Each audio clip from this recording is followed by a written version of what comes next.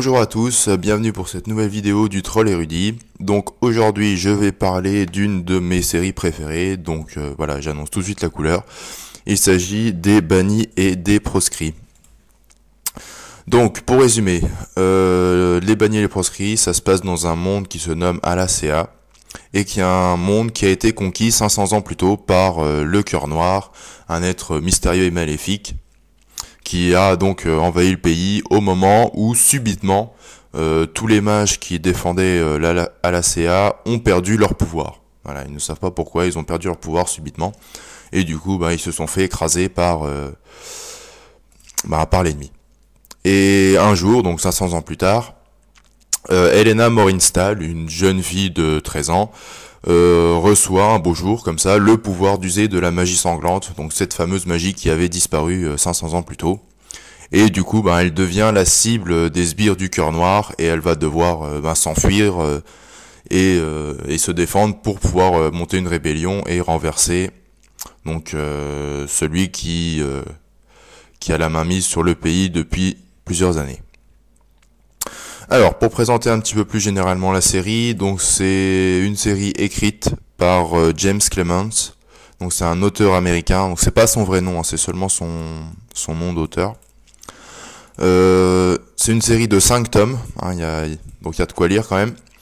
Les 5 tomes dans l'ordre sont Le Feu de la Sorcière, Les Foudres de la Sorcière, La Guerre de la Sorcière, Le Portail de la Sorcière et L'Étoile de la Sorcière. Voilà. Donc on voit tout de suite le rapport entre les différents tomes. Alors attention, c'est sorcière avec un apostrophe au milieu, après le R, c'est pas pareil. Voilà, ça c'est un petit peu une marque de fabrique de l'auteur, que ce soit dans cette série ou dans une autre que j'ai déjà commencé à lire.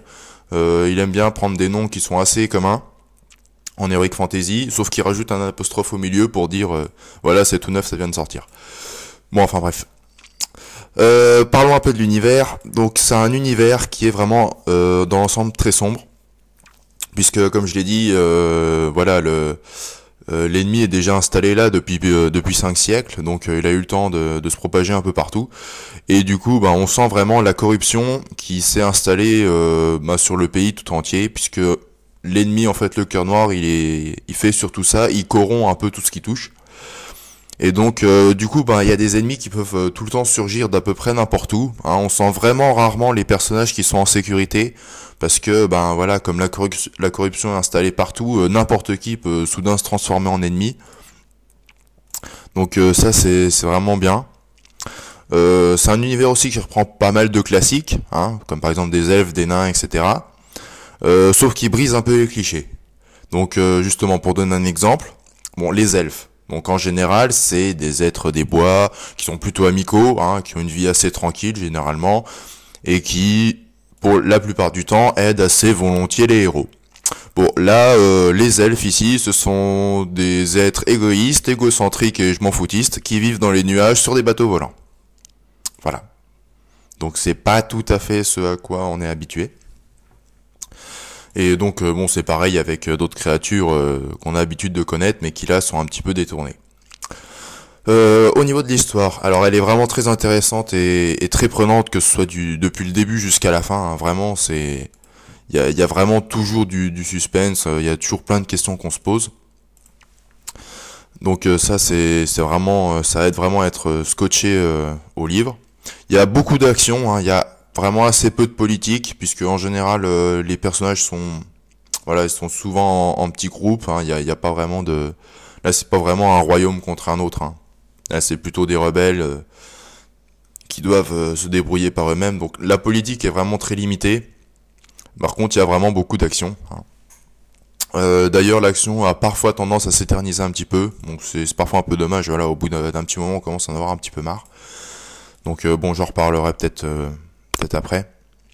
Donc je l'ai dit aussi, les personnages sont souvent divisés en petits groupes, il y a peut-être une dizaine de protagonistes, et souvent ils sont par groupe de 3 ou 4. Donc voilà, ils sont un peu éparpillés, mais on arrive bien à suivre les différentes progressions quand même. Et justement aussi, ce qui fait un autre intérêt de l'histoire, c'est aussi au niveau de l'instabilité des personnages. Donc justement je vais en reparler, puisque j'y viens aux personnages. Donc les personnages ils sont tous très intéressants, notamment parce qu'ils sont surtout très variés et assez originaux. Donc au niveau de la variété, on a vraiment un peu de tout. Ça va du montagnard ultra balèze avec des biceps gros comme des cuisses, donc ça va du montagnard jusqu'au métamorphe qui lui a des petits problèmes de transformation. Et donc il y en a qui, pareil, hein, comme ce que j'ai dit plus tôt sur les créatures, qui contrastent un petit peu avec ce qu'on a l'habitude de voir. Donc pour prendre un exemple, si je vous dis un ogre. Bon, un ogre, bon, mis à part Shrek, hein, en général, les ogres, c'est plutôt des brutes épaisses qui savent pas aligner plus de 3 mots et qui ont plutôt tendance à cogner et à réfléchir après quand ils savent réfléchir, hein, parce que c'est pas toujours le cas. Bon, bah là, il y a un ogre dans le groupe, sauf qu'en fait, c'est limite le personnage le plus calme et le plus réfléchi parmi tous les personnages, quoi. Donc voilà, c'est vraiment le contraire de ce qu'on a l'habitude de voir.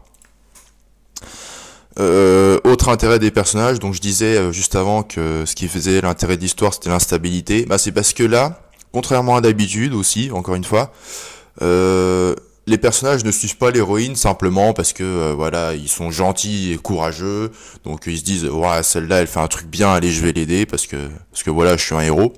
Là non, les personnages ils la suivent simplement parce que c'est dans leur intérêt. Voilà, c'est un peu chacun il a ses petites idées, chacun a son but à lui. Et bon, s'ils suivent les autres, c'est vraiment parce que là, ça les arrange. Mais du coup, à n'importe quel moment, on sent qu'il y en a un qui peut se dire oh bah non, c'est bon, j'en ai marre, je me barre. Ou alors qui peut se retourner contre les autres parce qu'il estime d'un coup que voilà, ça va être dans son intérêt de les trahir. Donc ça, c'est plutôt bien. C'est un peu du chacun pour soi, mais comme les objectifs concordent, bon bah voilà, on va se mettre ensemble, mais c'est pas forcément de gaieté de cœur.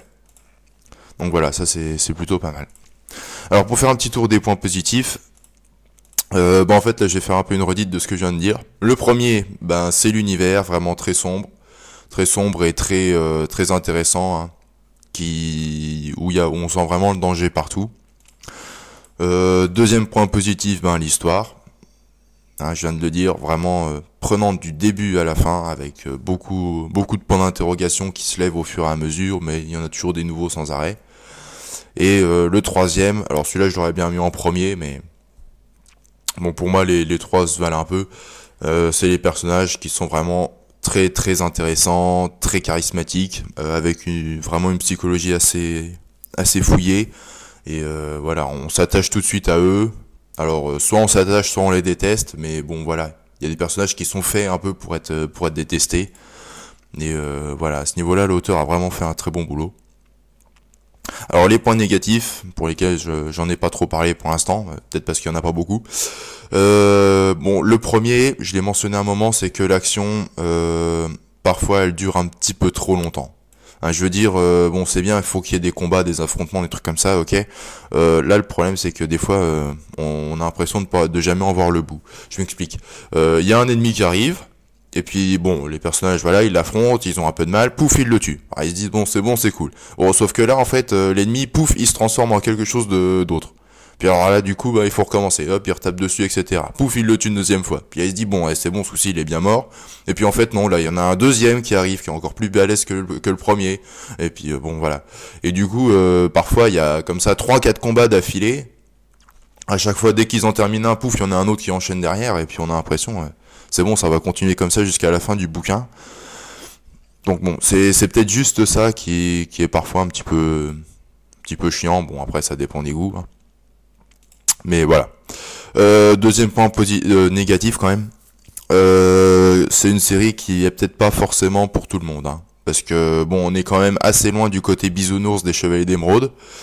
C'est un univers donc assez sombre et un peu plus adulte quand même. Donc pour donner juste un exemple, à un moment, alors attention, c'est une petite révélation sur l'histoire, mais elle est pas bien méchante. À un moment, il y a l'un des ennemis, donc c'est une femme qui abrite une colonie d'araignées dans son utérus. Voilà. Donc juste pour donner un petit exemple, voilà, c'est pas du tout le genre de truc qu'on verrait dans les Chevaliers d'Émeraude ou une série un peu plus grand public. Donc bon, voilà. Bon, ça reste, c'est pas le livre le plus gore qu'on ait vu, hein. Loin de là, mais bon, c'est pas les bisounours non plus, quoi. En conclusion, vous l'aurez compris, c'est vraiment une série que j'adore. Elle fait vraiment partie de mes préférés. Donc avec un univers vraiment bien à elle quand même, hein. C'est voilà, on reprend des classiques, mais pas dans leur formule habituelle. On met un danger qui est assez omniprésent, hein. Il y a vraiment très peu de lieux sûrs. Et encore, hein, en général, quand les lieux sûrs, ils y restent pas bien longtemps. Des personnages vraiment très intéressants qui sont assez égoïstes quelque part, hein. Ils sont très charismatiques, très attachants, mais voilà, à chaque fois on se demande s'il y en a pas un qui va se retourner contre les autres. Donc voilà, vraiment ça donne une histoire qui est très intéressante, très prenante et on a vraiment du mal à décrocher. Et en plus, elle a le bon goût d'être assez longue, hein, puisqu'il y a quand même 5 tomes et ils sont assez bien remplis. Donc voilà, ça c'est vraiment excellent. Voilà, donc bah, c'est terminé pour aujourd'hui. Bonne journée ou bonne soirée et à la prochaine. Ciao.